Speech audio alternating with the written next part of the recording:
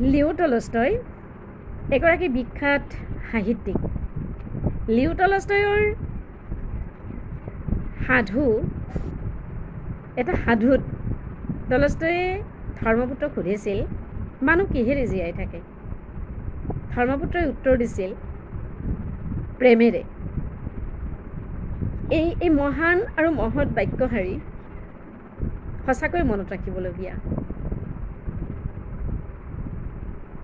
তাৰ লগত আৰু সংযোগ কৰিব পাৰি মানুহ প্ৰেম আৰু কৰ্মৰে বাচি থাকে, জীয়াই থাকে। কাৰণ যদি মানুহৰ হাতত কাম নাথাকিলেহেঁতেন তেতিয়াহ'লে মানুহ অসুখী হ'লহেঁতেন, আৰু সেই অসুখৰ জৰিয়তে মানুহৰ এদিন বিভিন্ন ধৰণৰ উপৰোগ দেখা দি মানুহৰ মৃত্যু পৰ্যন্ত হ'লহেঁতেন।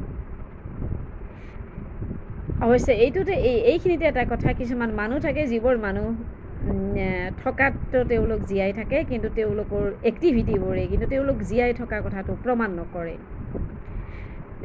কাম কৰিবলৈ অনিচ্ছা, কাম কৰিবলৈ অনীহা, ৰিস্ক ল'বলৈ ভয় ইত্যাদি ইত্যাদি। গতিকে জীৱন যেতিয়া আছে ৰিস্ক ল'বই লাগিব, আৰু জীৱন যেতিয়া আছে ৰিস্ক ল'বৰ কাৰণে তুমি কাম কৰিবই লাগিব। গতিকে কামক ভাল পাবৰ কাৰণে প্ৰেম থাকিব লাগিব। গতিকে টলষ্টয়ৰ সাধুত ধৰ্মপুত্ৰৰ উত্তৰটো যেনেকৈ আমি ক'ব পাৰোঁ যে মানুহ প্ৰেমেৰে জীয়াই থাকে, তাৰ লগতে সংযোগ কৰি ক'ব পাৰি মানুহ প্ৰেম আৰু কৰ্মৰে জীয়াই থাকে।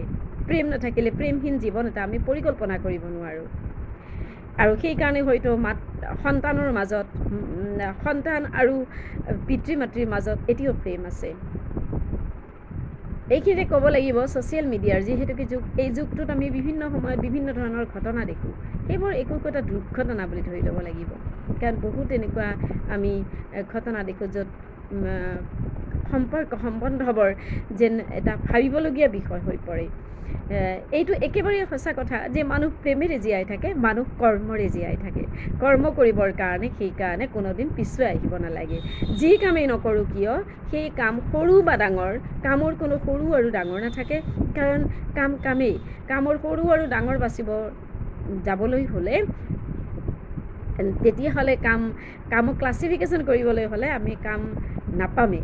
গতিকে কাম কৰিবৰ কাৰণে আমি উৎসৰ্গা কৰিব লাগিব নিজক, আৰু সেই কাম কৰি ভাল পাব লাগিব।